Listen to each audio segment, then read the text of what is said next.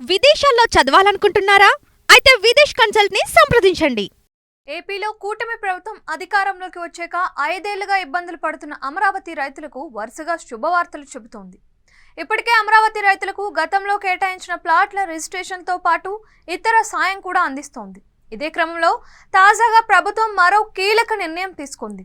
గత 5 ఏళ్లుగా వైసీపీ ప్రభుత్వంలో ఇబ్బందులు పడిన ఓ అంశానికి సంబంధించి ప్రభుత్వం వారికి గుడ్ న్యూస్ చెప్పింది. అమరావతి రైతులకు ఏటా ఇవ్వాల్సిన కౌలును విడుదల చేసే విషయంలో ప్రభుత్వం కీలక ప్రకటన చేసింది. 5 ఏళ్లుగా ప్రతి ఏడాది కౌలు కోసం హైకోర్టును ఆశ్రయించిన రైతులకు ఇప్పుడు అలాంటి అవసరం లేకుండా నేరుగా కౌలు విడుదల చేసేందుకు ప్రభుత్వం సిద్ధమైంది.